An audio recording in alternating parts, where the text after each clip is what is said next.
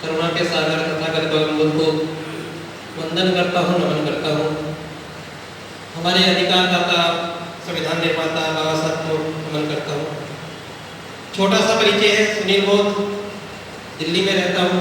एक कार्यकर्ता के रूप में जुड़ा था और कार्यकर्ता के रूप में ही काम कर रहा था। 8 साल पूरे कर चुका हूँ अपने जीवन के मिशन से जुड़ के, और इन 8 सालों में बाबा साहब के बनाए हुए संगठनों पे ही अपना जीवन लगाया है और आगे तक लगाऊंगा और आगे जो बचा वो भी इसी पे ही समर्पित करूंगा।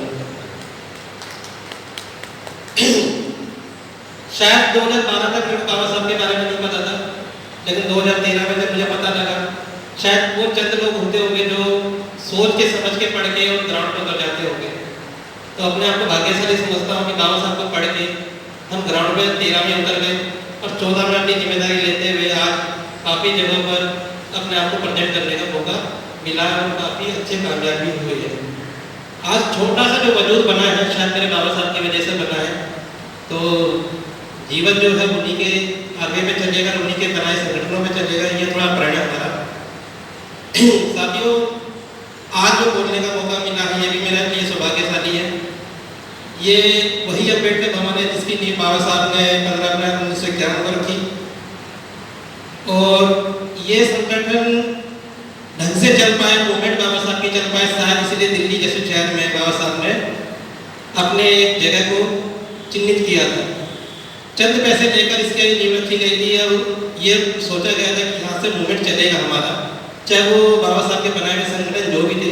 लेकिन मुख्य रूप से मातृ संगठन अगर आप बात करते हो तो भारतीय बौद्ध महासभा, जिसको दादोजी सोसाइटी ऑफ इंडिया के नाम से जाना जाता है, या फिर समता सैनिक दल जिसको इक्वलिटी आर्मी फोर्स के नाम से जाना जाता था पहले, और अभी आरपीआई के नाम से जो बाबा साहब ने उनका प्रस्तावना रखी थी 1956 में। बाबा साहब तो नहीं थे, लेकिन वो ऑलरेडी बोल के चले गए थे, प्रस्तावना रख के चले गए थे, 7 तत्व प्रणाली दे के गए थे कि आरपीआई काम कैसे करेगी, आरपीआई क्या है। तो 7 तत्व प्रणाली जो थी वो टोटल आपके कॉन्स्टिट्यूशन को प्रेजेंट करती है, कॉन्स्टिट्यूशन को ही रिप्रेजेंट करती है। तो संविधान की जो आज आप पूरे देश में हम बात कर रहे हैं, आप लोग बात कर रहे हैं, जो तमाम राजनीतिक पार्टियां संगठन बात कर रहे हैं, वो संविधान को इसलिए लेके चल रहे हैं क्योंकि उनको पता संविधान कितना इम्पोर्टेंट है। लेकिन संविधान के प्रिंसिपल किस चीज़ में है, उसमें वो सारे प्रिंसिपल 7 तत्व निकाले गए थे, वो बाबा साहब ने आरपीआई को देके गए थे। दुर्भाग्य कह लो कि बाबा साहब के रहते हुए आरपीआई का गठन पूरी तरीके से नहीं हो पाया, और बाबा साहब के जाने के बाद दिसंबर में जाके फर्स्ट मीटिंग हुई और उसके बाद वो आरपीआई का गठन किया गया और पहला चुनाव आरपीआई का 1962 में लड़ा गया। शायद आरपीआई के नाम से आप भी लोग परिचित अच्छे हो गए, लेकिन उसकी हिस्ट्री मुझे ऐसा लगता है जितना मैं समझ पा रहा हूँ उतना शायद भारत का कोई इक्का-दुक्का आदमी समझ पा रहा होगा। बहुत रिसर्च करा है मेरे पुराने साथी गंगासागर जो बैठे हैं। तो आरपीआई को लेकर मेरे को बड़ी अच्छा लग रहा है कि आज विचार किया गया, विचार करके एक राजनीतिक रूप दोबारा दिया जा रहा है। सर, वर्तमान में दिशा और दशा विचारनीय है, सोचनीय हमारा विषय है कि हमारी दिशा और दशा दोनों ही बेकार हो रही है।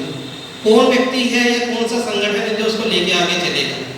सीधी सी बात है कि कोई भी संगठन हो, कोई भी मूवमेंट हो, जब तक उसको राजनीतिक संरक्षण प्राप्त न हो तो वो फलता फूलता नहीं है। हमारे संगठनों का जो बिखराव हुआ है वो उसका यही एक मात्र कारण है कि हमारे राजनीतिक संरक्षण नहीं था। और राजनीतिक संरक्षण के लिए जो बाबा साहब ने आरपीआई का गठन किया था, उस आरपीआई को पहले ही काफ़ी हिस्सों में तोड़ दिया गया था। आप प्रेजेंट पोजीशन देख सकते हो, स्टैंड 29 पोजीशन स्टैंड प्रेजेंट है इलेक्शन कमीशन ऑफ इंडिया के अंदर। बात 28 से 29 गुटों की बात नहीं करेंगे, बात आरपीआई के तत्व की बात करेंगे, उस संरक्षण की बात करेंगे, कामयाब कौन हो पाया। ये वही अम्बेडकर भवन है जिस अम्बेडकर भवन पर 97 में तमाम कुछ गुटों को लेकर एक एकता रखी गई है और आरपीआई एकतावादी कह लो या फिर यूनाइटेड आरपीआई कह लो बनाई गई थी। और जब उन चारों जो नेता थे हमारे, हम समाज के नेता कहेंगे आज भी उनको, उन चारों को बुलाकर जब एक किया गया और पहली बार एक चुनाव लड़ा गया, तो शायद वो पहला मूवमेंट था आरपीआई का जिसमें 4 मेंबर ऑफ पार्लियामेंट चुने गए थे। आज वो 4 मेंबर ऑफ पार्लियामेंट ही दोबारा 4 नहीं निकल पाए। ये सोचने वाली बात है। तो खैर ये तो इतिहास की छोटी सी बात है। आरपीआई मूल रूप से, अगर मैं कहूँ लीगल रूप से या मूल रूप से, आरपीआई भारत में नहीं है। और मूल रूप से खत्म कभी कोई चीज़ नहीं होती। बाबा साहब ने कहा किसी भी चीज़ तो खत्म नहीं होती जब तक उसका विचार प्रचार रुक जाए, अगर ना रुके तो। इसका विचार और प्रचार होगा, इसलिए वो चीज़ें खत्म हो गई थी, लेकिन खत्म पूर्ण रूप से नहीं हुई। उसके मूल तो कहीं ना कहीं इसी तत्व में है, इसी भारत में है। तो उसको रिप्रेजेंट करने के लिए, उसको दोबारा उजागर करने के लिए, हवा पानी खाद देने के लिए कुछ मिशनरी लोगों को आना पड़ेगा। अब मैं धन्यवाद देना चाहूँगा कि बाबा साहब के ही परिवार से निकल के हमारे आदरणीय यशवंतराव भीमराव अम्बेडकर जी हमारे बीच में है, कि उन्होंने इस चीज़ की गरिमा को समझा और आके जो हमारा संरक्षण, हमारा जो प्रोटेक्शन हो सकता है, चाहे हमारे संगठन का हो चाहे हमारे व्यक्ति का हो, तो राजनीतिक संरक्षण हमें दिलाने के लिए उसके लिए चिंतन मनन किया और उस पर आगे बढ़ के आज काम करने के लिए अच्छा लगा मुझे। और उसमें मेरे से जितना भी बन सकेगा, जो मेहनत हमने 2014 से शुरू करी थी 2018 तक रही, उसी को देखते हुए मुझे दाऊदी सोसाइटी ऑफ इंडिया में दिल्ली प्रदेश का रूप दिया गया एक कार्यकर्ता का, और जो 16 से लेकर मैं कंटिन्यू अभी 2022 तक काम कर रहा हूँ। तो समता सैनिक में भी काम करके देखा है, और समता सैनिक के साथ साथ धार्मिक क्षेत्र में भी आप 5 साल का पीरियड रह गया और पौने 2 साल का पीरियड मेरा राजनीति में रह गया। बस कोई अगर आगे चलती रहती तो शायद मैं धर्म के क्षेत्र में नहीं आता, लेकिन अच्छा हुआ कि धर्म के क्षेत्र में भी मेरे को आने का मौका मिला। वो इसलिए क्योंकि जब तक आदमी धार्मिक ना हो, व्यवहारिक ना हो, तो वो किसी का भला नहीं कर सकता। खाली राजनीतिक व्यक्ति से काम नहीं होता है। आपको अगर पूर्ण विकास चाहिए किसी, चाहे अपने परिवार का चाहे अपने समाज का, तो आपको धार्मिक और धर्म की चीज़ें तो पकड़नी ही पड़ेगी। अगर मैं एनालाइज करूँ तो मुझे तो ये समझ में आता है, अगर किसी ने अगर राजनीति करी है पूरे वर्ल्ड में, तो शायद गौतम बुद्ध से बड़ी राजनीति किसी ने नहीं करी। हमें सीखना चाहिए। बाबा साहब ने भी जब मूवमेंट शुरू करा, उस पहले दिन से लेकर अंतिम समय तक राजनीति नहीं छोड़ी थी।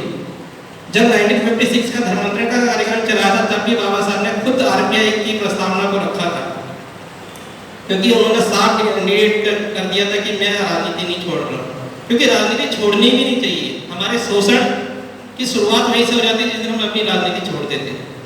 तो बस राजनीति नहीं छूटनी चाहिए, राजनीति बनाए रखनी चाहिए।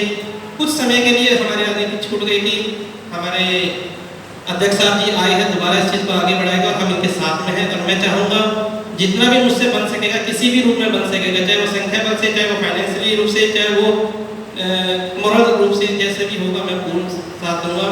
और RPI का एक चीज़ और मैं बता दूँ, जब शुरुआत किया था सर 2014 में, जब खोजा कि RPI है कि नहीं है, तो नहीं पाई गई, तो हमें लगा कि RPI को, पब्लिक को ये बोलेगा कि RPI नहीं है तो शायद दुख होगा। तो हमने सर यही प्रेजेंट करा, RPI है और वो यही है, चलो इसको शुरुआत करते, चलो इसको बढ़ाते। और पहली बार में ही पहली मीटिंग, दूसरी मीटिंग करने का, तीसरी बार हमने देश की जो संसद है, जो संसद मार्ग बोला जाता है, 14 अप्रैल का मेला लगता है, जिसे भीम मेला के नाम से भी जान दिया जाता है, जो आगरा में लगता है पिछले 3 दिन का जो लगता है। तो उस मेले में पहली बार हमने RPI का स्टॉल लगाया था, और वो स्टॉल शायद पहला ऐसा स्टॉल था जो बाबा साहब के मात्र संगठन RPI का पहला स्टॉल लगा था। पहली बार इस आंखों में मात्र लोगों ने बिठाया था, काफ़ी अच्छी बड़ी संख्या में लोग जुड़े थे, कॉन्टैक्ट किया था। उसके बाद बिहार, यूपी, हरियाणा हम सब जगह विजिट किया था। तो मुझे बहुत अच्छा लगा कि RPI को लेकर दोबारा मूवमेंट खड़ी होगी, और उस RPI का मैं हिस्सा रहूँगा। या वही अम्बेडकर भवन है जो दोबारा RPI को पुनर्गठित कर रहा है। तो बस यही मेरे लिए 2 शब्द थे आप लोगों को समझाने के लिए, बताने के लिए। थोड़ा संघर्ष का पार्ट और संघर्ष साथ चलते हुए रहना चाहिए। बहुत बहुत धन्यवाद, बहुत बहुत साधुवाद आप सभी का मेरे को सुनने के लिए।